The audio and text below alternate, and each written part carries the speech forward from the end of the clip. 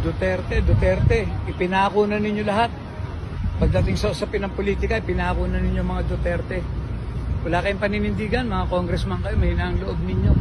Hindi ninyo kayang tanggapin kung anong inyong mga pananagutan sa bansang to. Turo lang kayo ng turo, sisi kayo ng sisi. Pero ang kasalanan nasa balikat ninyo at ang taong bayan ay humahanap ng hustisya. Pero hindi ninyo naibigay. Ang aalisan ninyo ng hustisya rito ay 32 million ng mga Pilipinos na bumoto kay Sara. Yun ang aalisan ninyo ng hustisya rito. At itiyakin ko sa inyo, hindi kayo magtatagumpay dahil si Sara ay pinili ng mas maraming Pilipino kumpara sa inyo. Isang mapagpalang araw po muli sa inyo lahat. Welcome. Kamusta kayo mga kababayan? At yan po, yung nagsalita na yan, ayan po ay si Colonel Lacheca. Okay, siya po ang nagdemanda, no, laban dito kay Madriaga. Di ba ginagamit ng mga congressman ngayon itong si Madriaga bilang witness nila laban kay BP Sara. Okay? At dyan po sa sinasabi nitong si Colonel Lacheca ay ramdam natin ang kanyang pagkadismaya, ang galit dito sa mga congressman. Duterte kayo ng Duterte, lahat na pinako nyo na sa Duterte. Titiyakin daw ni Colonel Lacheca na hindi po magtatagumpay itong mga congressman. Okay? Puro kayo Duterte, turo ka na turo. Congressman. Alam po ninyo, mga congressman, para bang nahalata na, no? Halata na masyado obvious na masyado, no? Kasi itong mga congressman, mula nung 19 Congress, yung Quadcom, okay, mayroon po sila mga ginagamit na mga bilanggo. Oo. Natandaan niyo ba yung dalawang bilanggo na yung convicted na sinasabing pumatay di umano nung Chinese. Okay? At ang sinasabi yung may utos daw galing sa taas. At ang dinidiin ay si Pangulong Duterte.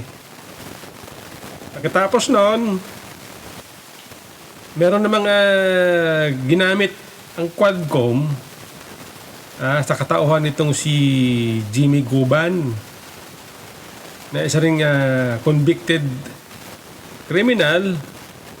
Siya po ay na-convict na may kinalaman sa droga. At ang ating balita na siya po ay nakakulong sa Monte. Okay? At sinasabi na may kinalaman di umano si Congressman Pulong, no, sa droga. Oo. Ngayon naman, si Madriaga na naman. At ang tinuturo na naman ay si BP Sara. Bagman daw, bagman. Oo.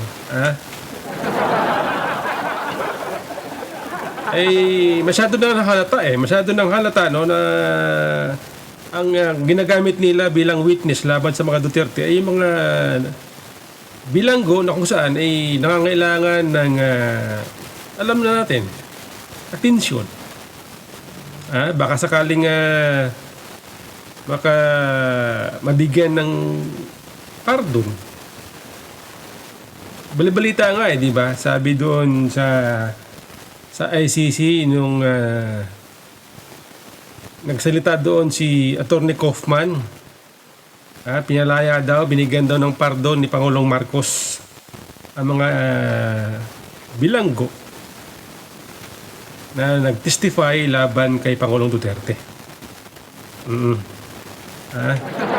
Ay obvious Ngayon, tulad ng mga kababayan na, ito kasi si Colonel Lacheca, siya po ay nag-file ng perjury case, no? Siya po nag-file ng perjury case, no, laban dito kay Madriaga, no, at sinasabi nga na ito daw si Madriaga ay hindi member ng hindi raw operative, hindi asset, hindi rin daw connected sa intelligence security, gaya ng sinasabi o kiniklaim ni Madriaga. Okay? Diyan malalaman, no? Diyan malalaman. Okay? Atong katotohanan, kung totoo ba itong sinasabi ni Madriaga, at maganda yan, ha? Maganda yan sa ginawa mo, no? Para malaman natin, actually, obvious naman eh. Obvious naman, no, na doon sa affidavit ni Madriaga, actually, nabasa ko rin yun, nung lumabas yun, nabasa ko rin. Parang may mga inconsistencies doon sa sinasabi niya, siya daw po ay member nga daw ng ang forces o asset ng asset, member ng BPSPG. Na yung mga nagsisecure kay BP Sara, ibig sabihin yung security ni BP Sara.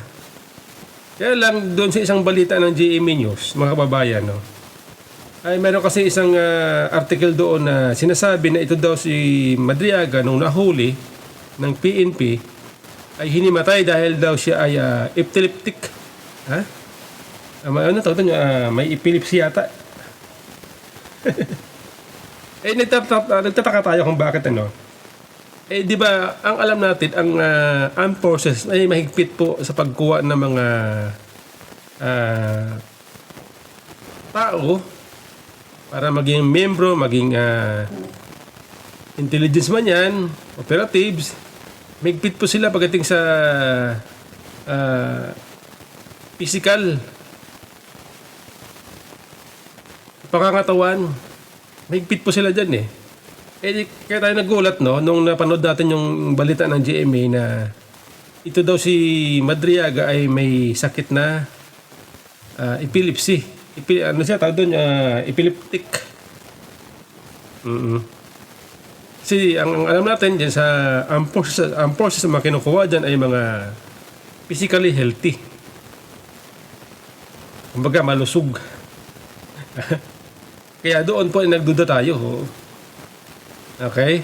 Katulad din doon po sa kanya affidavit, nabasa natin na sinasabi tinuruan daw niya o estudyante daw niya itong si Colonel Lacheca. Kaya medyo tumaas po ang ating kilay. Para maging estudyante mo yung isang PMA year, okay?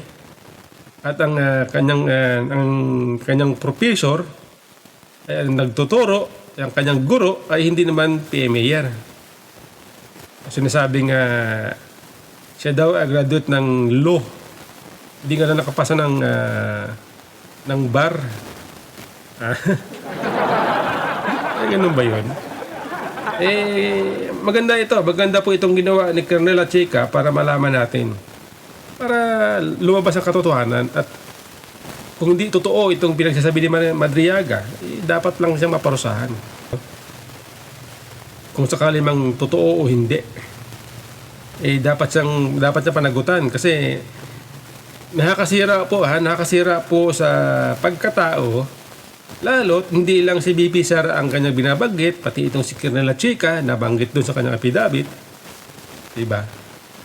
Kaya nararapat lamang na maharap sa pag-uusig itong si Madriaga.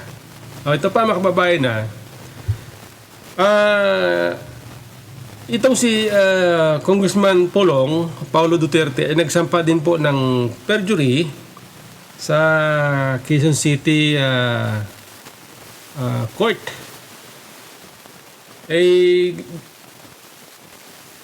Laban yata ito doon sa pag-testify ni Guban doon sa Quadcom. Okay, at laban doon sa kay Congressman Pulong, kay Atty. Man Scarpio na sinasabi mga ano daw, inabanggit doon sa hearing. Mga nag-import yata na droga. Ngayon, nagsampa po ng kaso laban kay Jimmy Guban, itong si Congressman Pulong. Tama lang po yan. Tama lang po yan para malaman natin ang katotohanan. Dapat nga noon pa ito ginawa ni Congressman Pulong eh. Okay, dapat nga noon pa ito ginawa ni BP Sara, ni Congressman Pulong, ni PRRD. Kasi papansin natin, sabi nga nung iba, talim witness daw. Parang dahil nga sa kabaitan, no? Dahil nga itong mga Duterte hindi naman balat sibuyas, hindi sila onion skin, eh parang inaabuso ng mga kalaban sa politika itong mga Duterte. Kaya para sa akin tama lang po itong ginawa ni Congressman Pulong at ni BP Sara na idemanda, panagutin itong mga tao na ginagamit ng mga kung sino-sino dyan para siraan ng mga Duterte. Tama lang po yan. Oo, dapat nga noon pa yan eh. Oo. Dapat nga noon pa yan. Okay? Para at least magbigyan ng magkaroon ng takot man lang, no? Takot man lang. Kasi nakakasira na eh. Nakakasira na sa mga Duterte ito mga ginagawa nito mga taong ito, no? Eh alam natin na ginagamit lang sila. Okay? Alam natin na ginagamit na sila para siraan ang mga Duterte dahil ang mga Duterte, no? Dahil ang mga Duterte ay nangunguna, malakas, mahal ng tao. Kaya ito po ang gawain itong ginagawa ng mga kritiko ay siraan sila. Kaya lang, siyempre ang taong bayan, no? Tayo, na mga naniniwala sa mga Duterte, alam natin ang totoong karakter ng mga Duterte. Alam natin ang totoong servisyo ng mga Duterte, ang brand of leadership ng mga Duterte. Kaysa mga sinasabi ng mga taong ito na naninira sa kanila. Alam natin. At ito, mga tao na naninira sa kanila ay walang credibility. Walang maayos na serbisyo, walang maayos na brand of leadership, kumbaga. Dahil dyan, sila ay, dahil sa pangit na serbisyo, ito mga kritiko, eh, ayaw sa kanila ng taong bayan. Ngayon, ang paraan nila para mapabagsak ang mga Duterte, siraan nila na siraan. Yan po ang nangyari ngayon mga kababayan. No?